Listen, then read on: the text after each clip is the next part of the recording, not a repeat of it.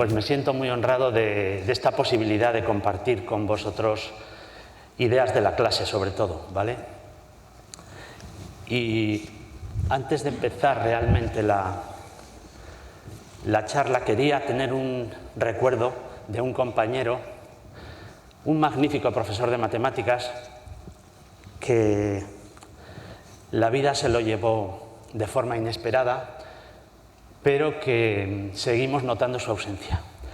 Él estuvo muy comprometido con todos los temas de la educación matemática y por eso creo que es merecido este recuerdo. Bien, pues para empezar os voy a plantear un problema que yo me lo he planteado también y que os voy a enunciar de manera paralela a su enunciado matemático. Hace un tiempo pues, leía esta novela, El elixir de la inmortalidad. Es una novela preciosa. Glitzman nos cuenta los avatares de una familia judía que se apellida Spinoza, que tiene su origen en España, y va contando desde la Edad Media hasta la actualidad pues todas las vicisitudes de la familia, de los personajes y demás. En esta novela hay un momento determinado en el que aparecen estos personajes. El segundo rey nazarí de Granada y sus 3 hijos. El mayor, no he puesto imagen porque es que este no tiene mucho que ver en la historia. Su hermano, el segundo, lo mató.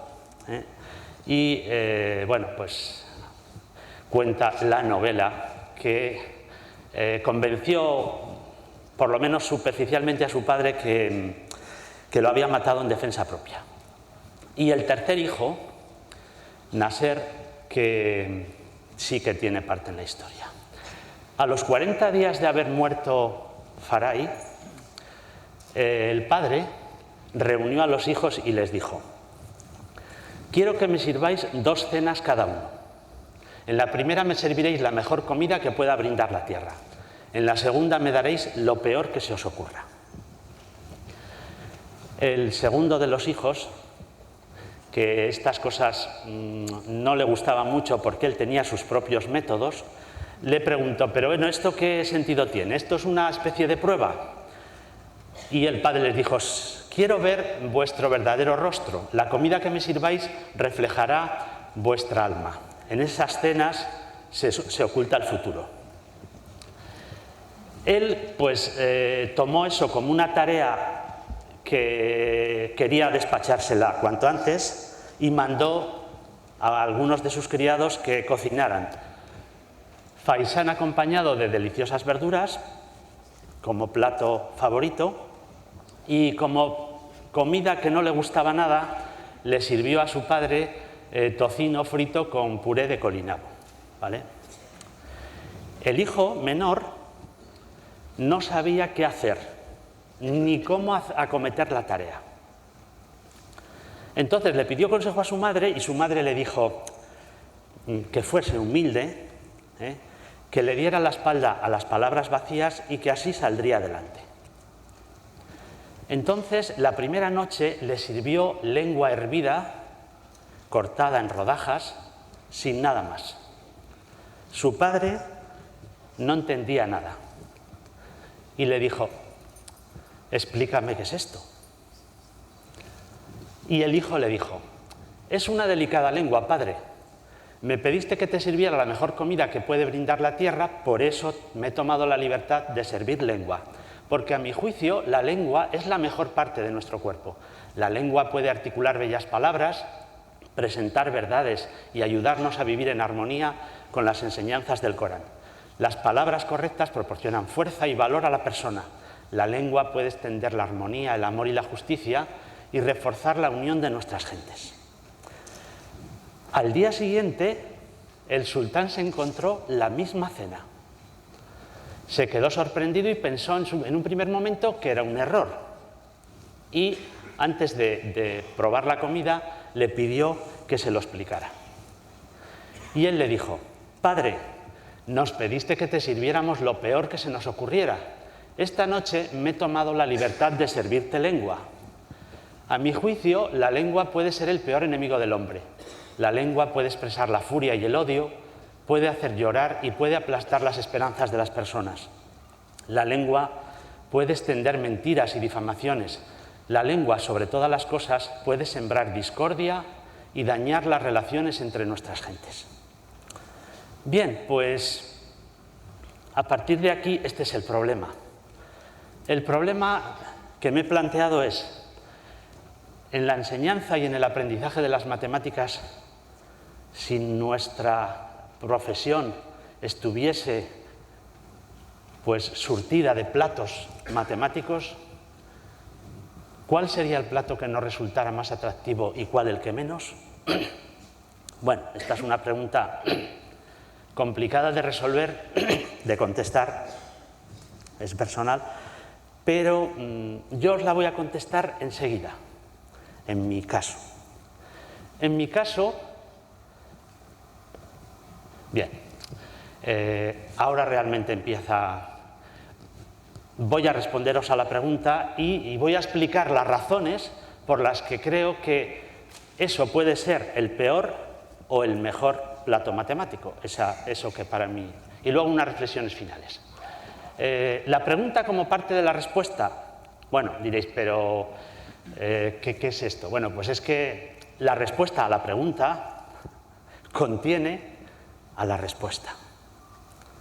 Y es que, bueno, pues sencillamente, el mejor plato matemático para mí es una tarea que tenga, le podemos llamar problema, le podemos llamar ejercicio, ¿vale?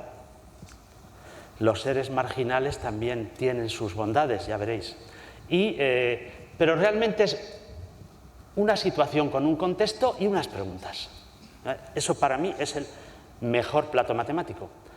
El contexto, desde el punto de vista de los alumnos, cuando son muy pequeños y tú les preguntas, ¿para ti esto qué partes tiene, este enunciado? Y te dicen, pues es una historia, tiene una historia, y cuando son más mayores te dicen, bueno, pues hay una información, o sea, unos datos, unas condiciones, y luego hay unas preguntas. Las preguntas son las metas a conseguir, ¿vale? De los problemas o de las tareas o situaciones que les proponemos.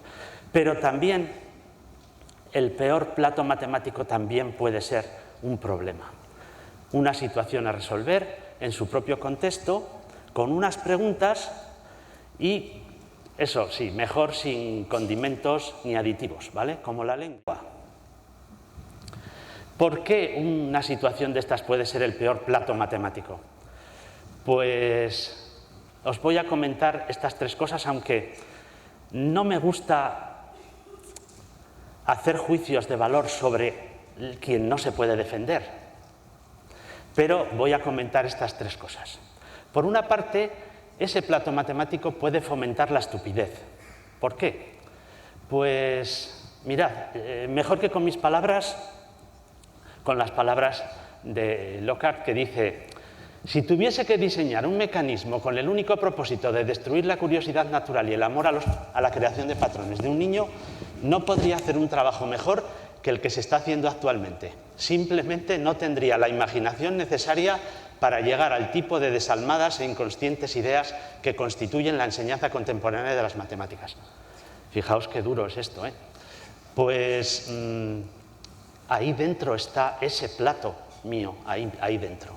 ¿Y por qué? No me voy a regodear en lo negativo, como os decía, simplemente voy a decir dos ideas que yo creo que podrían hacer que eso no fuese tan negativo o tan malo.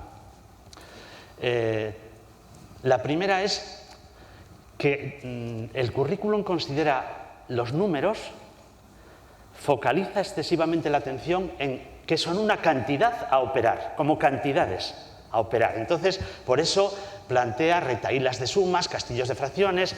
Podía poneros aquí muchas imágenes, pero no voy a ponerlas porque prefiero pasarme luego a lo positivo. Es decir, los números sí que son cantidades a operar, pero posiblemente no debamos priorizar o focalizar tanto la atención en eso. Y en cambio, deberíamos hacer más tareas que ayuden a dar significado a la complejidad conceptual del número. Por ejemplo, la paridad, divisibilidad, patrones de números en procesos cambiantes, regularidades, el número como razón entre magnitudes. La idea del número inicialmente era sobre todo razón de longitudes, de magnitudes, de distancias, la proporción, el número como proporción, ¿vale? Hablamos de la proporción del número de oro, del número de plata, etc. Y luego seguimos manteniendo que eso es un número, pero eso es una razón, ¿vale? Los griegos lo decían. Por ejemplo, mirad, tenemos tres números naturales que forman una terna pitagórica, ya sabéis cuántas veces hemos utilizado esto en clase, el teorema de Pitágoras, los números, tal. ¿Cuántas veces, por ejemplo, les hemos planteado a los alumnos, estudia la paridad de estos números? Estos tres números, x y z, que son números enteros positivos, que forman una terna pitagórica, ¿pueden ser los tres impares? ¿Cómo pueden ser?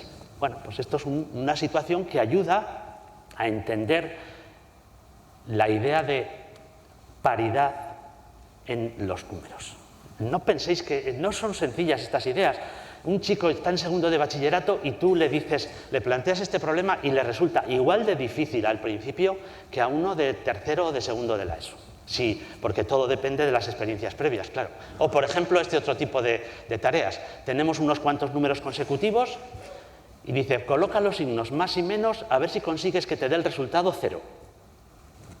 Cogéis los tres primeros, pues sí, 1 más 2 menos 3, está claro. Los 5 primeros, los 10 primeros. ¿Cuándo se puede obtener 0 y cuándo no? ¿Qué resultados podemos obtener? Es decir, poner un signo menos en una suma, ¿qué significa? No es solo que hemos quitado ese más 5, sino que lo hemos convertido en menos 5.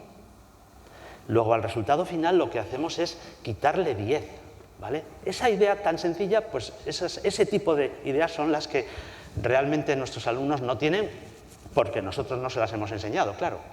Si un número acaba en 0, ¿qué factores primos tiene? Por lo menos. Si un número acaba en 0, tiene que tener un 2 y un 5. 2 por 5, para que así salga el 0. ¿Y si acaban dos ceros? Como veis, no son preguntas complicadas, sino que son preguntas con otro enfoque, ¿vale? O luego esto te puede dar lugar a problemas muchísimo más complicados, ¿vale? O, por ejemplo, claro, esto cuando se lo planteas por primera vez, esto es una cosa que dicen, pero este hombre, ¿de qué va? Dice, identificar patrones dinámicos en este arco de la catedral. La primera cuestión es, ¿qué estás preguntándonos? ¿Qué quieres que busquemos aquí? Bueno, pues quiero que busquéis números, habitualmente son números irracionales, que son razón de distancias, que es como la representación gráfica, tiene una representación gráfica. Mirad, con el GeoGebra realmente este es un modelo simplificado del arco y de lo que se trata es de decir, bueno, pues si tomamos como unidad de medida el radio de esta semicircunferencia, de este arco de medio punto, pues buscar las demás longitudes, ¿qué números representan? Entonces tenemos, pues ahí te veis raíz de 2 por A. Raíz de 2 es el cociente entre la diagonal y el lado.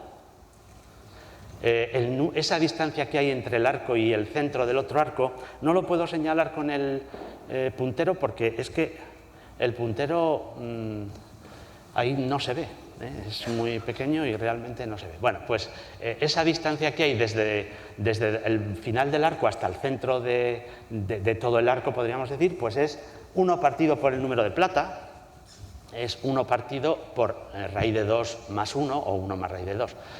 Ahí veis el número pi, el número 2pi, el número pi medios. Y esto es necesario que nuestros alumnos y alumnas lo visualicen. Y cuando vean un arco, que visualicen el número, porque eso les va a transmitir unas sensaciones determinadas y les va a decir pues estéticamente, el tipo de patrón que tiene, armonía, etc. Bueno, ¿por qué este plato puede enmascarar la verdad? Mirad, una cita de la novela del tío Petros.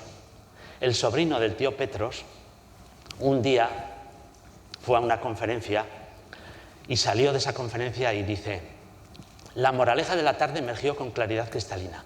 Las matemáticas eran una disciplina infinitamente más interesante que resolver ecuaciones de segundo grado, calcular volúmenes de sólido. Dice, sus practicantes vivían en un auténtico paraíso conceptual, un majestuoso reino poético inaccesible. Fue allí y entonces cuando decidí convertirme en matemático.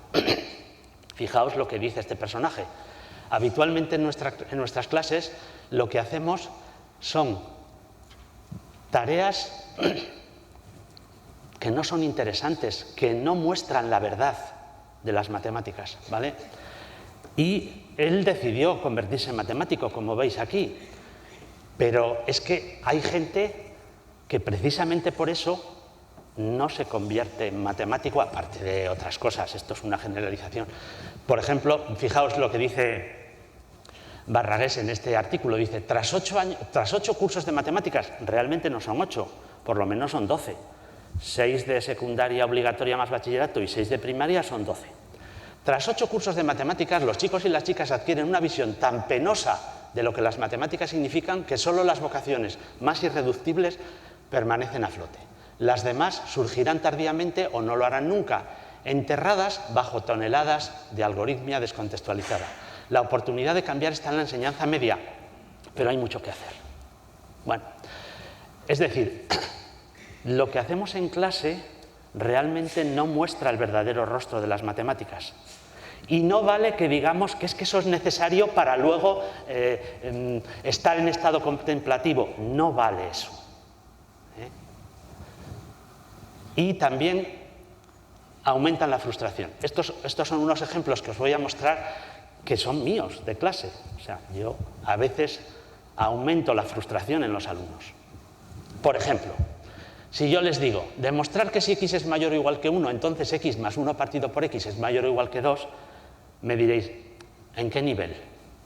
Bueno, pues esto puede ser en segundo de bachillerato, para, por ejemplo, pues, aplicar teoremas de continuidad o derivabilidad y demás con el crecimiento, tal, tomar una función, eso que hacemos tan fácil, pero que eso es una idea feliz que se la tenemos que enseñar porque si no, eso no se le ocurre a nadie.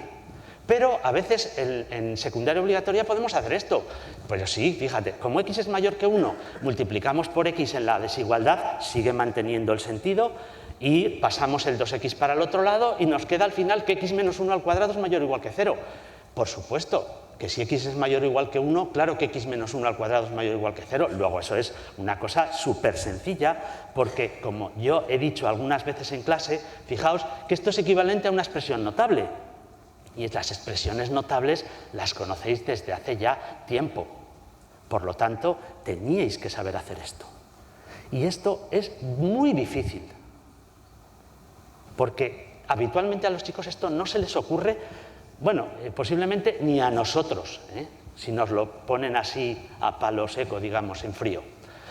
Con lo cual, hay chicos que dicen, esto es menos igual, la última parte es literal. Pero si es muy fácil y muy corto, pero dicen los chicos cuando les dicen, pero si esto, y dicen ellos, qué corto es, qué sencillo. Y no es verdad. Y yo no se me ha ocurrido. Luego, qué mal. Es que no se me da. Esto a mí no se me da. Y puede que no sea cierto. Este tipo de situaciones son muy complicadas, porque son de idea feliz y de algoritmos. Y todas las ideas felices más algoritmos son mezclas muy peligrosas y nosotros las usamos pues bastante a la ligera. O por ejemplo esto, tenemos esta función, esto puede ser de un examen de primero o de segundo de bachillerato. Dices, ¿qué relación debe existir entre A y B para que esta función sea siempre continua? Y el tipo de contestaciones que te dan es estas. Pues que el seno de x sea distinto de A partido por B, pues que A partido por B sea mayor que 1, o que A sea mayor que B, porque A y B son números positivos, ¿eh? A y B son números reales positivos. Pues si A es mayor que B, tal. Claro, ¿yo qué buscaba en este problema, en el examen? Pues yo lo que buscaba era que me contestaran la del apartado C, claro. Pero ellos contestan el A, el B y el C. Y si yo digo que la contestación del apartado A está mal o es incompleta o yo no quería esa relación, pues resulta que eso lo único que hacemos es que el chico se pierde la referencia. Pero aquí, ¿qué me pide este hombre? Bueno, ¿y qué es lo que pasa en esta situación? Pues que la meta no está clara. Y si nosotros ponemos platos en los que la meta no esté clara, pues la respuesta puede que no sea la que nosotros esperamos, claro. En cambio, si hubiésemos preguntado, demuestra que si A es mayor que B, la función es siempre continua, pues entonces esto tiene la meta clara. Diréis, pero es que este enunciado de abajo es muchísimo más fácil que el de arriba. Por supuesto, pero es que la meta tiene que estar clara en las situaciones. Esto es como si yo os digo, coged la ecuación ax² más bx más c igual a 0 y cambiad la a con la c. Cx² más bx más a igual a 0. ¿Qué relación hay entre las soluciones de estas dos ecuaciones? Pues hay muchas, pero hay una muy especial, que os la dejo para... Bueno, pasamos a lo positivo. Vamos a dejar de hablar de lo negativo y vamos a hacer una loa de las preguntas y de las situaciones que habitualmente trabajamos en clase. ¿Por qué puede ser el mejor plato matemático? ¿Y por qué lo es? Pues porque me permite entender el laberinto. ¿Qué quiero decir con esto? Pues que esto. Cuando en una situación problemática, en un laberinto, buscamos la salida y solo la salida, buscamos la solución y solo la solución, puede ser que salgamos del laberinto, por supuesto. Pero el laberinto no lo entendemos. El problema no lo entendemos. Y puede que lo hayamos resuelto, pero pasaremos a otro problema sin haber entendido el problema. ¿Vale? ¿Y esto en qué se concreta el entender el laberinto?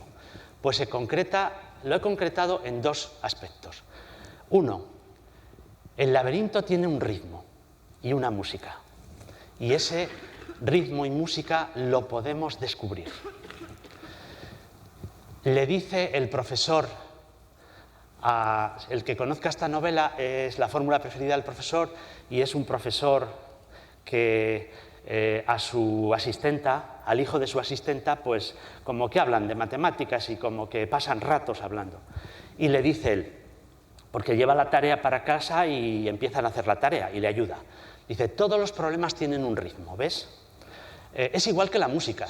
Si consigues encontrar el ritmo al enunciarlo leyendo en voz alta, esto sobre todo para niños pequeños es muy importante.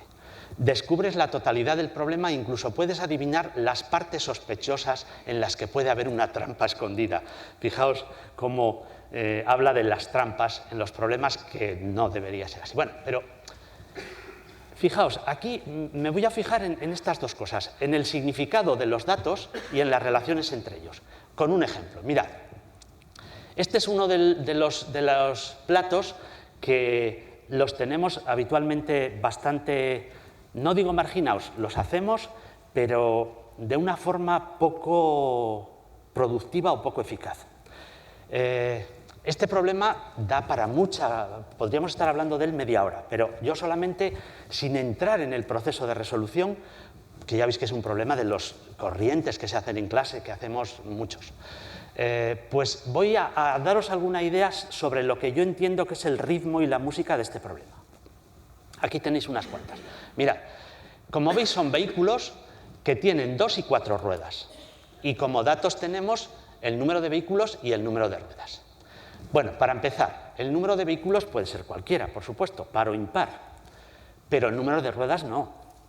El número de ruedas varía, tiene una cadencia, debe ser par y debe estar comprendido entre el doble del número de vehículos si todos fueran bicis y el cuádruplo del número de vehículos si todos fueran coches.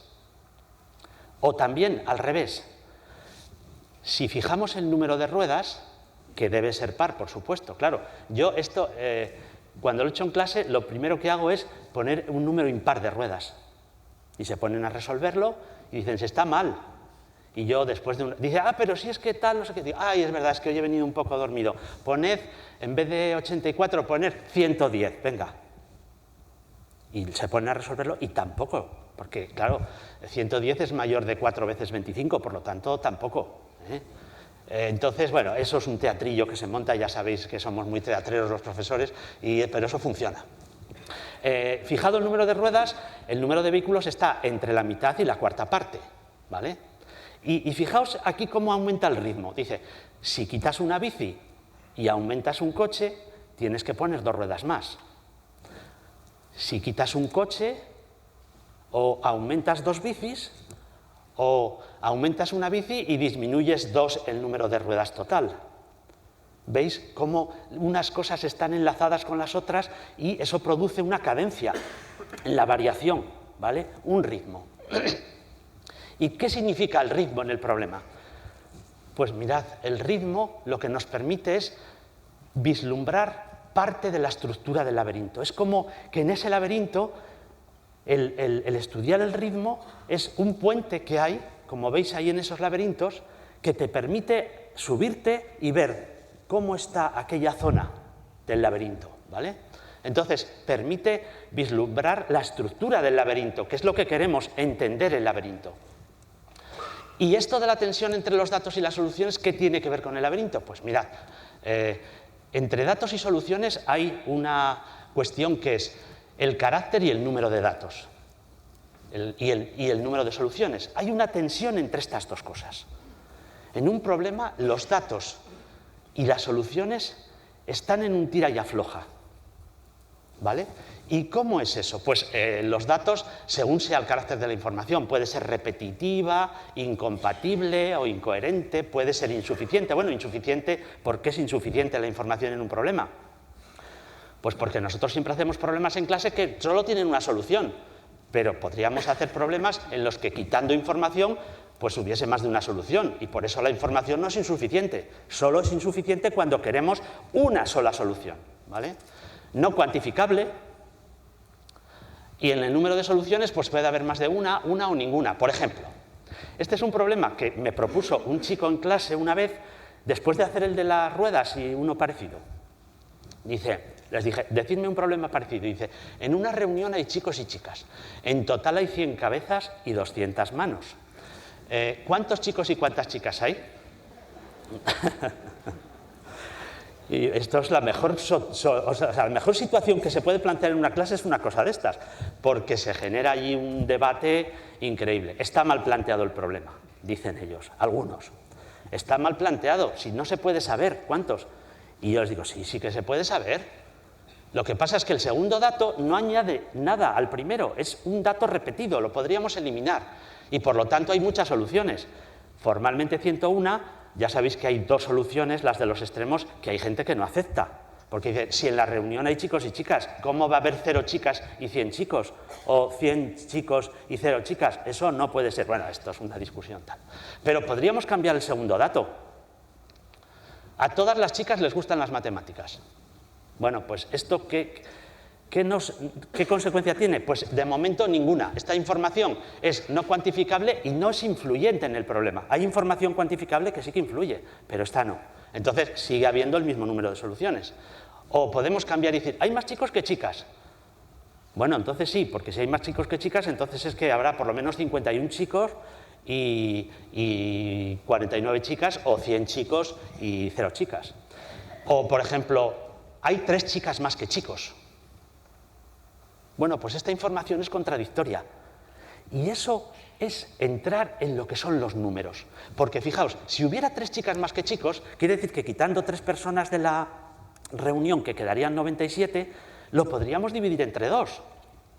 Y 97 es un número impar que no se puede dividir entre 2. ¿Vale? Por lo tanto, siempre la diferencia entre el número de personas de cada sexo debe ser par. La diferencia entre los que votaron sí y los que votaron no en Grecia, del porcentaje, siempre es un número par. No puede ser de otra manera. ¿vale? Por lo tanto, ese dato elimina todas las soluciones, ¿vale? O, por ejemplo, dice, cada chica ha ido a la reunión acompañada de 3 chicos. ¿Puede ser esto? Sí, sí. De 3 sí, fijaos. De 3 sí, pero con 2 chicos no. Fue un problema de divisibilidad y de paridad. Con 5 tampoco. Aquí, si va acompañada de 3, sí que hay solución única, ¿vale? Lo que quería ilustraros es que entre los datos y las soluciones hay una tensión. Y esa tensión se determina al construir el enunciado, al estructurar el laberinto. Cuando nosotros estructuramos el enunciado, estamos fijando esa tensión entre datos y soluciones y estamos diseñando el laberinto, ¿vale? Más cosas, sembrar y cazar. ¿Qué se puede sembrar aquí? Pues sí, y lo han dicho gente muy valiosa. Dice, comienzo, esto a mis compañeros de Burgos es la primera vez que lo estuvimos comentando nos hizo mucha gracia, pero es una idea muy buena. Dice, comienzo con un enunciado inicial al que llamaré semilla. Este enunciado ha de ser interesante y muy sencillo. El ejercicio tiene por propósito regar la semilla y hacerla crecer y convertirse en una planta recia. De ordinario ofrezco a mi clase una variedad de simientes y ellos eligen la que quieren regar en función de su experiencia. No me digáis que no es precioso esto, esta forma de escribir la idea. O sea, si nosotros consiguiésemos que nuestros alumnos regaran las ideas y las convirtieran en bosques, bueno, pues yo quiero que al final, a ver si demostraros que eso igual es posible, ¿eh? No solo que sea una planta recia, sino que se convierta en un bosque, en un mundo, ¿vale? Por ejemplo, un número acaba en 4, ¿puede ser un cuadrado perfecto? Esta es una pregunta totalmente inocente, pero que si engancha en la mente de un chico o de una chica, eso puede ser algo que fructifique, que esa semilla arraigue y que se desarrolle. Y si uno acaba en 3 y uno acaba en 6, lo de menos, luego, ¿en qué cifras puede acabar un cuadrado? Estas son las preguntas que van surgiendo luego, ¿vale? Pero la situación inicial es una situación sencilla y atractiva, que enganche. Estos son anzuelos que nosotros vamos soltando. O plantearnos al final, claro, si un chico se plantea una potencia cualquiera, ¿en qué cifra puede acabar? ¿En qué 2 cifras puede acabar un cuadrado? Etcétera. Y podemos cazar también. Nos permiten los platos estos cazar conjeturas. Dice, las conjeturas son como mariposas. Cuando una revolotea suele haber muchas alrededor. Según van apareciendo, cada una distrae la atención de la anterior y esto hace que sea más fácil perder el hilo. Descubrirás que como las mariposas no son fáciles de capturar. Puedes requerir varios intentos y en esos intentos tu mente se concentra y la conjetura va adquiriendo forma y perdiendo imprecisión. Las conjeturas se producen como resultado de 2 actividades fundamentales: particularizaciones, que es habitualmente la más utilizada, y la analogía, que es en realidad una forma de generalización. La analogía es fundamental en nuestras clases y la utilizamos muy poco. 2 es a 3 como 4 es a 6. Esa analogía es la primera, la más sencilla que podemos plantear, pero dime algo parecido a algo. Esto es una cuestión imprecisa, pero que la analogía da muchísimo juego, porque permite que la mente encuentre esas estructuras subyacentes y hacen que eso pues te permita generalizar. Algo que estaba fijo varía y entonces algo que era 1 de repente se hace infinito, igual, casos infinitos, familias, etc. Por ejemplo, este es un problema muy... Encontrar los números naturales que se pueden obtener como suma de consecutivos, de naturales consecutivos. Si tanteamos, vemos que la suma de 2 no es múltiplo de 2. La suma de 3 consecutivos sí que es múltiplo de 3. La suma de 4 no. Y la suma de 5 sí. ¿Eso quiere decir que la suma de n naturales consecutivos, si n es impar, es un múltiplo de n? Pues sí, y se puede demostrar. Y eso, y recíprocamente, si un número tiene un divisor impar ¿Se puede poner como suma de ese número de números consecutivos? Pues sí. La suma, fijaos esta idea, la suma de números consecutivos siempre tiene un divisor impar. No sé si os lo habíais planteado antes, pero siempre la suma de consecutivos tiene un divisor impar. Y en la expresión del resultado, en la fórmula de la progresión, de la progresión aritmética de diferencia 1, en la expresión está, fijaos, n por n más 1, bueno, si fuesen los n primeros, n por n más 1 partido por 2, n y n más 1 siempre hay uno par. Si en vez de ser del 1 al n fuesen de otros, pues pasa lo mismo. Analizar la expresión y veréis cómo sale. Luego, estos me permiten sembrar y cazar. Y vamos a ir entrando en la tercera o cuarta fase. ¿De qué va esto? Pues no va de la película. Es la película de Spielberg, Encuentros en la tercera fase, pues podría servirnos para ilustrar, pero realmente es algo relacionado porque nos va a permitir viajar. Los encuentros en la tercera fase, acordaos que era cuando la persona, el terrestre, era abducido, se lo llevaban y luego, después de un tiempo, lo devolvían. Bueno, pues esto tiene sus similitudes. No, estoy hablando de la última fase de la resolución de problemas, que algunos autores le llaman la cuarta fase y otros le llaman la tercera. Aquí tenéis unos cuantos, para unos es la tercera y para otros es la cuarta. Pero a lo que voy. Ese plato matemático mejor me permite tener encuentros en la tercera fase. ¿Por qué? Pues mirad, porque me permite lo más interesante de un problema después de hecho, después de hacerlo. La tercera o cuarta fase es después de haber acabado de resolver el problema. Y es cuando realmente se puede producir los aprendizajes más interesantes en los alumnos, en esa fase, después de acabar el problema. Me permite diseccionar.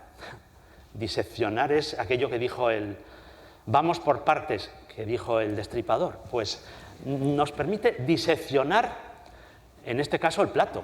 Es eso que en cocina ahora dicen la deconstrucción, separación de ingredientes, vuelta a recombinar y construcción de algo totalmente nuevo. Pues eso se puede hacer también.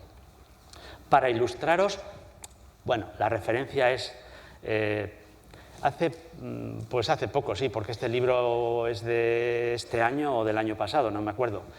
Pues yo hace tiempo leí una biografía de Miguel Ángel que se titulaba La agonía y el éxtasis, que es un libro precioso, una novela muy bonita. Y cuando vi que se había salido, esta es de este año o del año pasado, una biografía de Miguel Ángel, dije, voy a leerla. Pues mirad lo que dicen aquí. Dice, no hay rasgo anatómico representado en ninguna de las obras de Miguel Ángel que no pudiera descubrirse observando a un modelo desnudo. Esto indica su motivación para diseccionar cadáveres. Tenía un amigo abad o prior en un monasterio y él le dejaba, en los muertos que iban a ir al cementerio, le dejaba estudiarlos, bueno, como otros muchos en esa época. Quería comprender mejor lo que podía ver. Los músculos y los huesos del cuerpo eran el vocabulario fundamental de su arte. Todo lo que hizo se basaba en esto. Al ir más allá de la piel, si nos quedamos en la piel de los problemas, no vemos el interior. Al ir más allá de la piel, fue capaz de comprender e interiorizar estos complejos rasgos biológicos para luego poder analizarlos, simplificarlos, subrayarlos, memorizarlos y después inventar cuerpos nuevos y bellos a voluntad. Esto lo podemos hacer también nosotros con los problemas. ¿Cómo? Mirad, un ejemplo. Aquí tenéis una tabla de números que está construida siguiendo unos criterios. Pues ya la veis ahí. Y las preguntas, he puesto esas dos preguntas. Dice, averigua el primero y el último situados en la fila 20ª. Y la suma de todos los que componen esa fila. Bueno, estas preguntas son una excusa. ¿Para qué? Bueno, pues imaginaos que resolvemos el problema y queremos diseccionarlo. Bueno, pues entonces vamos a diseccionarlo. Cualidades de este problema. o variables, o llamadle como queráis. En este problema, ¿qué cosas intervienen? Bueno, pues nos piden el primero y el último de la fila vigésima. Nos piden la suma de los de la fila vigésima. El primer número de la tabla es un 2. La diferencia entre el último número de una fila y el primero de la siguiente es 1. La diferencia de cada progresión aritmética fila es 2. Ya veis que todos tienen la misma paridad, van de 2 en 2 y tal. En cada fila hay uno más que en la anterior. Diréis, pues yo veo más cualidades. Pues muy bien, porque cuantas más cualidades veas, más variables puedes combinar y más bello te saldrá el resultado. La pintura o la escultura, eso Miguel Ángel se refería a la pintura y la escultura, pero bueno, ya veréis ahora una cosa. Alternativas. Eso que en el problema está fijo, que el que diseñó el enunciado lo fijó así porque quiso, dejémoslo variar libremente. Vamos a dejar variar el primero y el último de la vigésima. No, de la vigésima no, de una cualquiera. La suma de los que componen la fila vigésima. No, pues la suma de cualquiera. El primer número de la tabla es un 2, pues yo ahora quiero que sea otro, un m. La diferencia entre el último de una fila y el primero de la siguiente es 1, pues no, yo quiero ahora que sea otra cosa cualquiera. La diferencia de cada progresión aritmética fila es 2, pues yo quiero que sea otra. En cada fila hay uno más que en la anterior. Pues no, yo quiero que ahora en la siguiente haya unos cuantos más, los que yo quiera. Pero es que además, profundizando en el problema, te das cuenta que hay otras cualidades que yo no había tenido en cuenta. Por ejemplo, podíamos preguntar, ¿el número 2015, ya que estamos en el año 2015, está en la tabla? ¿Me podrías decir en qué fila o en qué columna? O si no está, pues demostrarlo. Las columnas forman sucesiones. Las columnas, ¿vale? Podría ser interesante calcular el término general. Podríamos intentar calcular la suma de todos los números de la tabla que son menores que uno conocido. Bueno, entonces todo esto lo que hace es generar un mundo de problemas y me permite visitar mundos, ¿vale? Pero no penséis que Miguel Ángel se quedó ahí. Dice, era indiscutible, escribió Miguel Ángel, esto es entrecomillado de documentos de él, que los miembros de la arquitectura dependen de los miembros del hombre y quien no ha sido o no es un buen maestro de la figura y de la anatomía nada puede entender sobre el particular. Solo si se habían estudiado e interiorizado a fondo las interrelaciones de los músculos, los huesos, los tendones, como había hecho Miguel Ángel, podía concebirse un diseño arquitectónico dotado de auténtica vida y energía. Este era su credo como arquitecto. Posiblemente hay aquí gente mucho más experta que yo en estas cosas que vea que Miguel Ángel en este sentido pues es como antecesor de la arquitectura orgánica, ¿vale? Bueno, aquí tenéis un ser marginal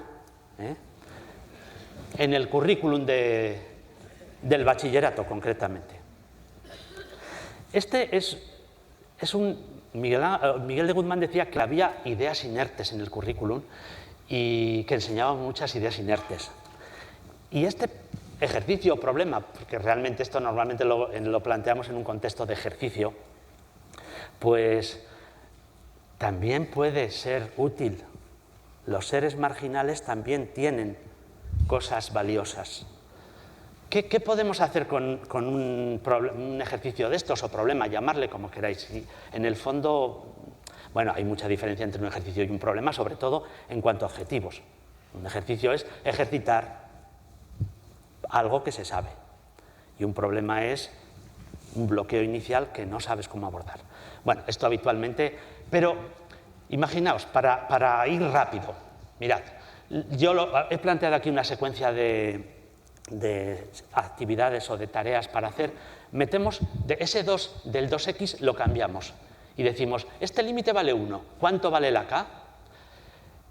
Esta k, ahora que está ahí en el término independiente, depende, o sea, ¿influye algo en el resultado del límite o no? ¿Esa k del coeficiente de x cuadrado influye en el resultado del límite? ¿Cuánto tienen que ser P y Q para que esto valga 1? ¿Cuánto tienen que valer P, Q y K para que se cumpla la igual de César? Pero ¿cuánto valen, en función de lo que valgan A, B, C, P, Q y R, cuánto vale este límite? Bueno, pues eso es, con este guión de... Mirad, una cosa puede ser un problema muy gordo o no tan gordo, dependiendo de las experiencias anteriores de la persona, de sus conocimientos y demás. Pero cuando uno no tiene experiencia, al principio hay que ayudarle con los andamios.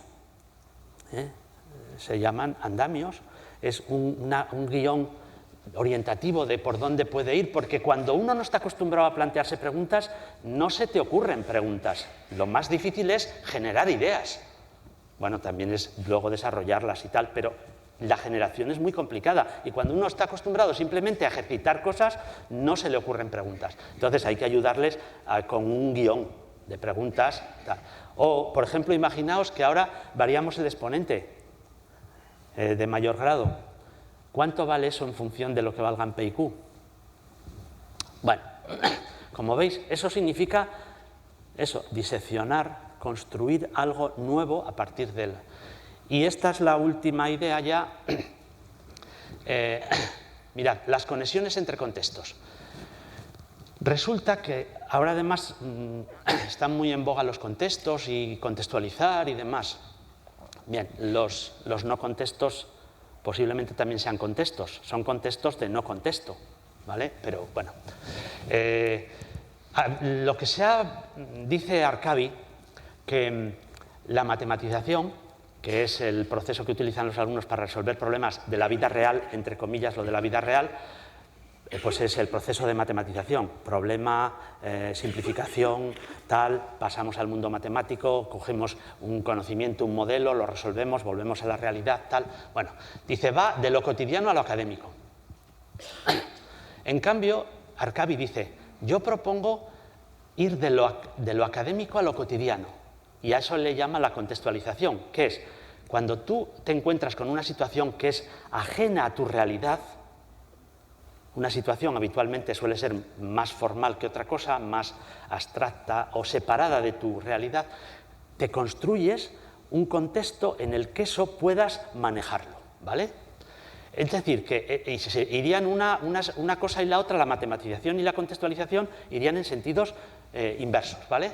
Dice, para dar significado a un problema con vestido académico, se puede recordar, imaginar o incluso construir un contexto. De manera que las características contextuales te sirvan de andamio para abordar el problema, ¿vale? Pero no tiene por qué ser que algo sea de la vida real y lo otro sea del contexto formal matemático, no. Lo que tiene que ser es que una situación y la otra, una contextualiza a la otra, sirve, ¿vale?, de nexo entre las dos situaciones, sirve de contexto, ¿vale?, o de modelo para la otra. Bien, pues eso está aquí explicado. Detrás de esto lo que me gustaría que vierais es que cuando decimos hay que acercar las matemáticas a la realidad, por supuesto, yo estoy de acuerdo. Pero ¿qué es la realidad? Os recuerdo, el conferenciante del primer día, su hija, de lo que le encantaba era un juego y unos libros sobre ese juego que no tienen nada que ver con nuestra realidad. Nuestra realidad y la de nuestros alumnos habitualmente están muy separadas. Luego, ¿qué es lo real? Lo real es lo que es familiar, lo que vive en tu cabeza.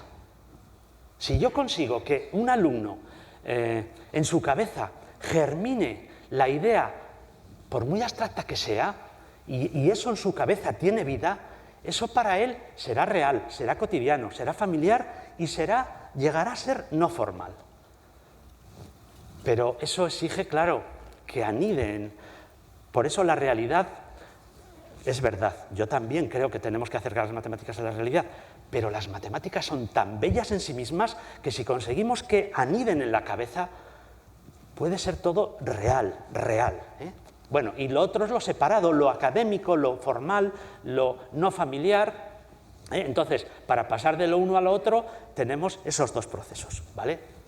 Por ejemplo, os voy a poner un ejemplo. Este es un ejemplo bastante complejo. Ya veis que he empezado con cosas muy sencillas y ahora pues un ejemplo más complejo, que es un tema que a mí me gusta mucho cuando lo descubrí, que son las reglas de Hood. ¿vale? Estas se publicaron en la versión latina de la geometría de Descartes. La primera edición fue en francés, no era el idioma de entonces, como ahora es el inglés. Entonces en Holanda hicieron la traducción al latín y añadieron unas cartas de este Hood que contaba, bueno, aquí está en latín, pero dice, si una ecuación, fijaos qué cosa más curiosa, y es que es una preciosidad. Dice, si una ecuación tiene dos raíces iguales y multiplicamos la ecuación por una progresión aritmética arbitraria de manera que el primer término de la ecuación quede multiplicado por el primer término de la progresión y así sucesivamente, entonces digo que el producto obtenido será una ecuación que tiene de nuevo la raíz dada.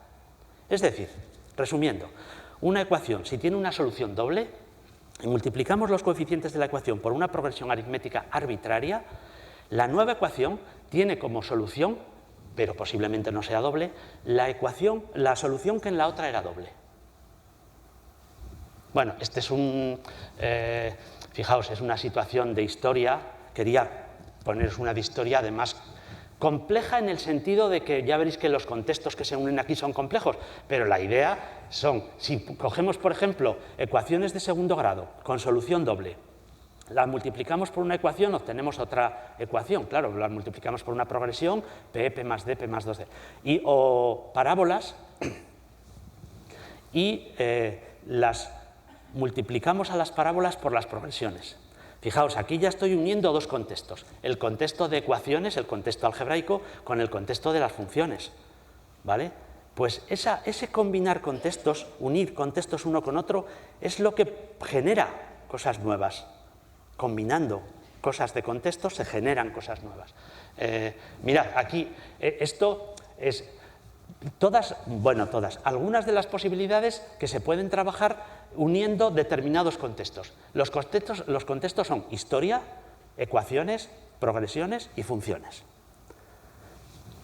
Diréis, ¿y qué se puede estudiar aquí de la historia? Bueno, pues en la historia, esta historia se da como unos 50 años antes del descubrimiento del cálculo por Newton y Leibniz. Y claro, el problema que había entonces para resolver ecuaciones intentando calcular la recta tangente, el problema de la tangente, pues eran unos problemas que había ecuaciones súper complicadas que lo de la solución doble, esperad 5 minutos, que luego os lo cuento. Resulta que para resolver una ecuación súper complicada quitaban un término con una progresión que un determinado término fuese cero, se quitaban el término complicado, resolvían el resultado y como sabían que una de las soluciones de esta nueva era una de las otras, pues tenían una argucia para salir del paso, porque no sabían derivar, claro.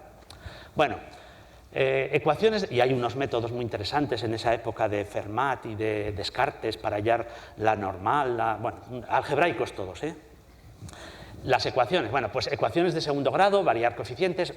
Aquí hay una serie de contextos, pero yo os voy a ejemplificar este que está puesto en negrilla, que es, para que veáis una cosa de más gráfica, qué influencia tiene en una parábola multiplicarla por la progresión y ver lo que pasa gráficamente, ¿vale? Pues mirad, aquí está hecho el estudio en función de cómo sea el primer término, que es p, y la diferencia, que es la diferencia de la progresión. Bueno, pues en función de cómo sean estos, esto, fijaos qué dificultad conceptual, por ejemplo, para nosotros no tiene ninguna, ¿vale? Pues aquí veis un poco cómo, fijaos este caso que curioso, cuando p es menos 1 y la diferencia es distinto de 0, el vértice de una coincide con el punto vértice de la otra y quedan situadas de una manera muy curiosa. Bueno, y está, según las restricciones, pues aquí tenéis. Bueno, lo que quería que vieseis es que se pueden combinar contextos. Lo nuevo, las nuevas ideas surgen apoyándose en las antiguas. Newton dijo que él había descubierto lo que había descubierto porque se subió a hombros de gigantes, que eran los que estuvieron antes que él. Pues eso combinando es como se generan las cosas nuevas. ¿Por qué un plato me permite motivarme en mi profesión? Bueno, esta es una cita de Miguel de Guzmán que dice que el saber matemático sobre todo es un saber de método, mucho más que de contenido. Habitualmente los profesores nos refugiamos en los símbolos, en el rigor, en la seriedad. porque no tenemos claro el significado de lo que explicamos. No sabemos bien y entonces nos escudamos allí. Es como esto, que es una especie de burladero, ¿vale? Entonces, pues se puede salir o quedarte en el burladero siempre y tal. Entonces, el método es el camino. Entonces, hay que transmitir lo esencial, aparte de los conceptos, son los procedimientos, los métodos, los caminos. Bueno, mirad, esto yo se lo pregunto a mis alumnos siempre en el tema, cuando empezamos el tema de la derivada. Bueno, me quedan 5 minutos y ya. Cuando dicen, hay que empezar los temas con un problema, pero un problema no tiene por qué ser un problema de los seres marginales, ¿vale? Puede ser de cualquier otra cosa. Por ejemplo, yo les digo, ¿qué es la recta tangente a una curva en un punto? Inmediatamente te dicen, la que le toca en un solo punto.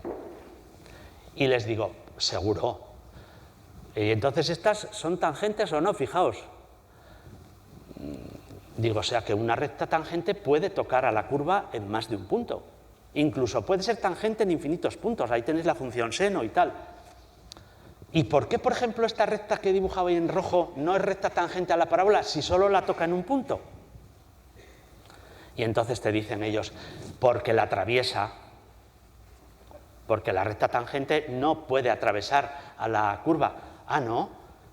¿Y qué pasa en la función igual a x cubo? Que además es una función que conocen ellos muy bien. La recta tangente en x igual a 0 sí que la atraviesa. Entonces, ¿pero por qué aquella no es la recta tangente si solo la toca en un punto? Y una tangente puede atravesar la curva. Bien, pues de aquí lo que les provoco a ellos es, ¿os dais cuenta que no tenemos clara la idea de tangente?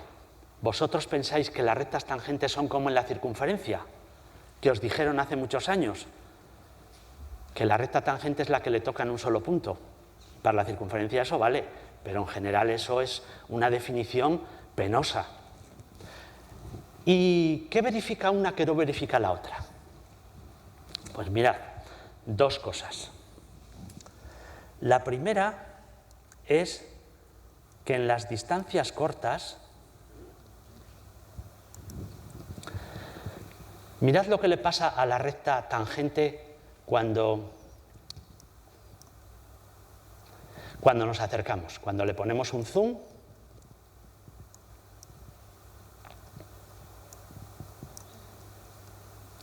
Fijaos, la recta vertical sigue, diréis, claro, es que esto es un problema de pendientes.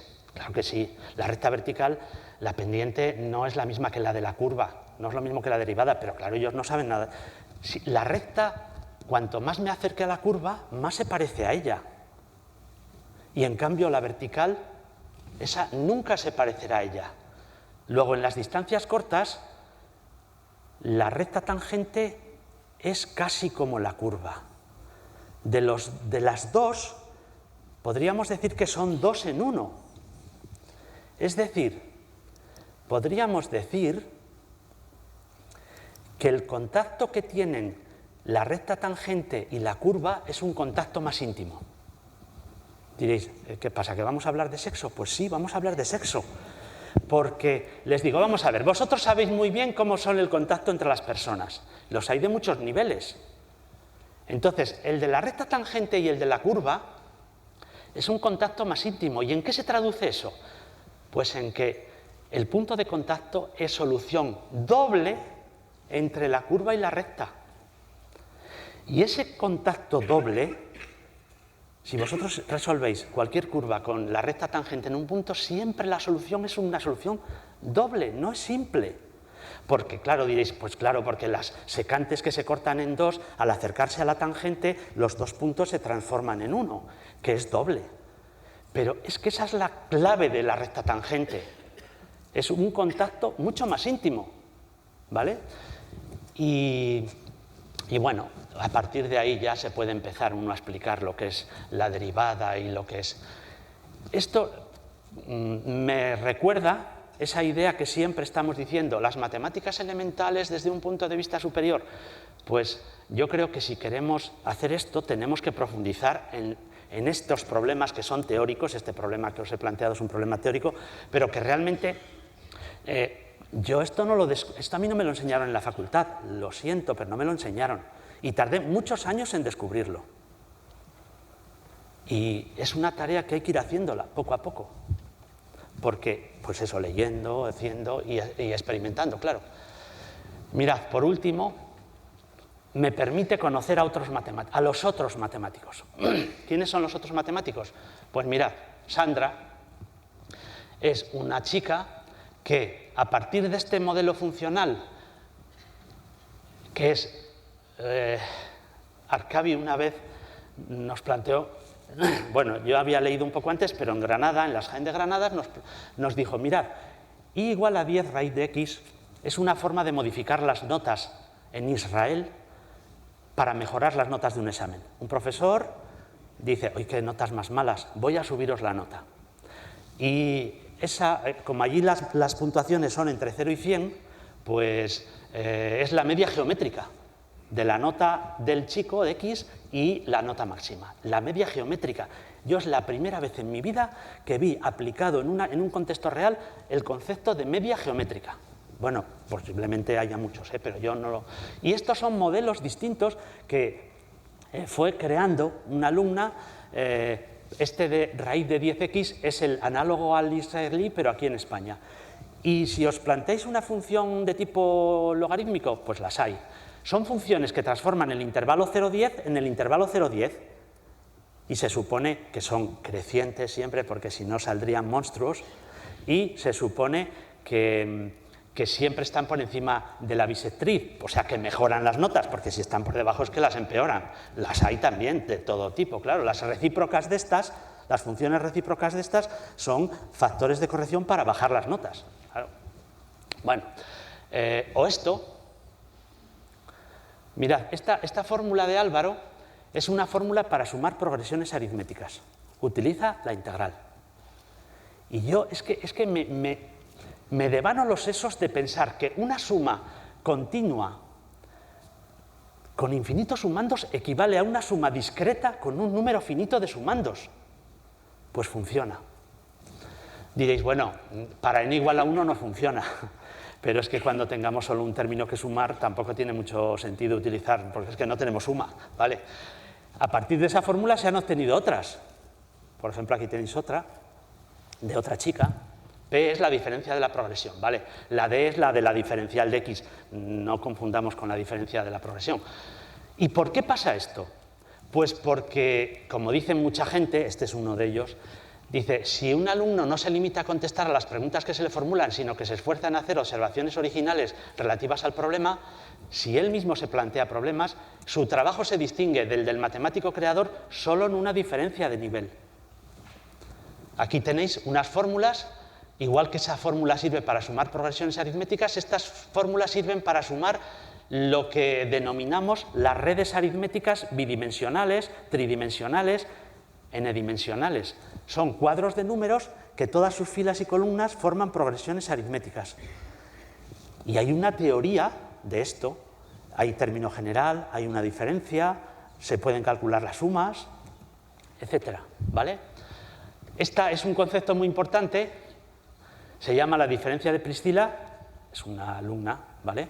Que es el análogo a la diferencia en una progresión aritmética. Cuando pasas al espacio, pues es el concepto análogo, que es la diferencia de las diferencias. Cada fila y cada columna forman, ahí os he puesto las diferencias, pues la diferencia de las diferencias, esa es la diferencia de Priscilla. Y aquí mismo Hadamard nos lo vuelve a decir. Entre el trabajo de un estudiante que trata de resolver un problema de geometría o de álgebra y un trabajo de invención, solo hay una diferencia de grado, de nivel. Son trabajos de naturaleza muy análoga. Aquí tenéis unos modelos para estudiar un arco de la catedral, incluso generalizando. Los arcos no tienen por qué ser esos triángulos equiláteros, pueden ser isósceles. La vésica piscis esa que aparece ahí, pues buscar los centros y los arcos esos que se forman. Bueno, y acabo. Lo que el profesor dice en clase, esta es una cita que seguro que todos conocéis, pero que le he añadido un comentario de otro. Lo que el profesor dice en clase no carece de importancia, pero lo que los alumnos piensan es 1000 veces más importante. Las ideas deben nacer en la mente de los alumnos y el profesor debe actuar tan solo como una comadrona. Esta es la frase célebre de Polya. Lo que dice el profesor se refiere a su modelo didáctico, a su propuesta de cómo quiere enseñar y que sus alumnos aprendan. Y lo que piensa el alumno es cómo el alumno elabora sus caminos para llegar a la solución del problema o para entender algo. Que eso es lo que tiene que facilitar el profesor, ¿vale? Bueno, ya sé que esto es muy denso para... Y por último, unas reflexiones. Las tareas matemáticas son puertas o ventanas. Las podemos abrir y cerrar sin entrar. O las podemos abrir, entrar y ver lo que hay, en qué mundo se esconden, ¿vale? Las puertas puede que no sean las matemáticas. Hay veces que las puertas ya son matemáticas en sí, pero a veces la puerta es un anzuelo, una disculpa. Pero lo que hay dentro sí. Y tenemos que entrar. Bueno, diréis, ¿pero esto es una panacea? No, no, esto es un planteamiento que no es solo metodológico. Esto es una concepción de lo que son las matemáticas.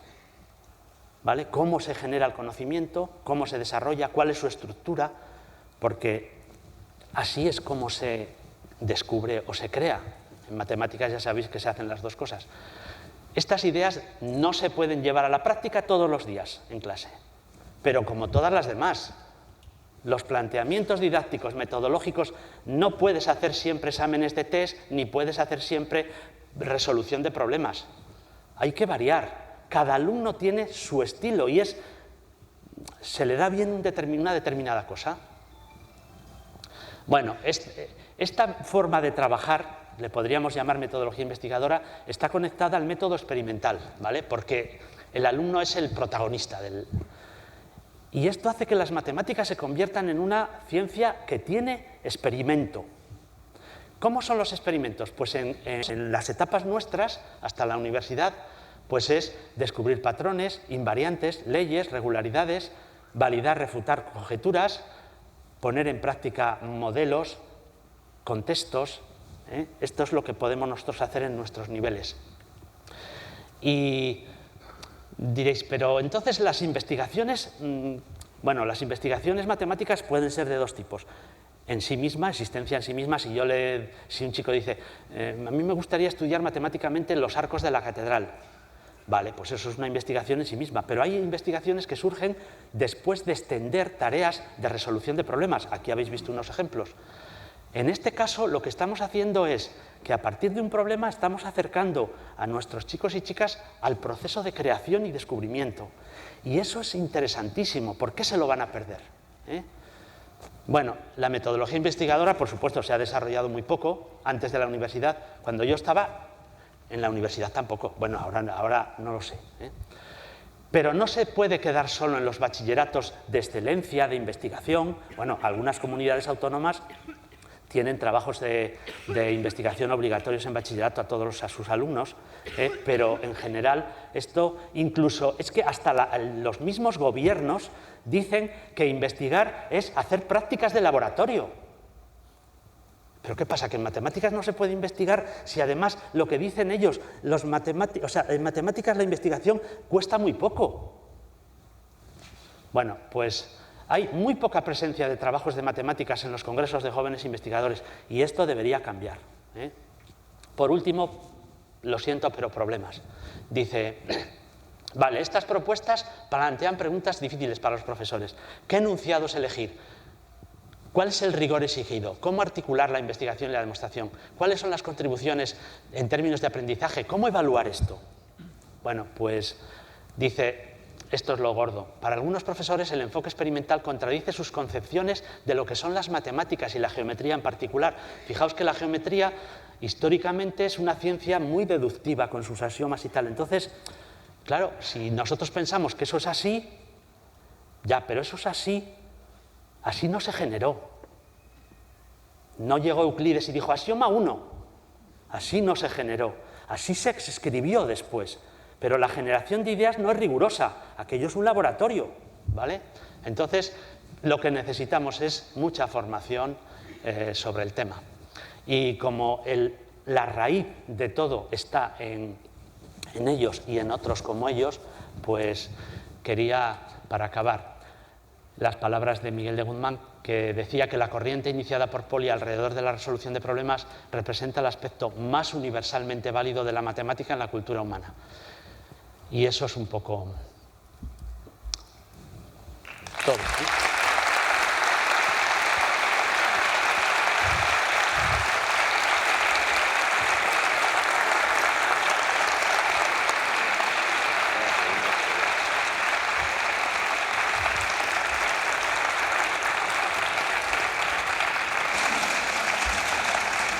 Muchas gracias.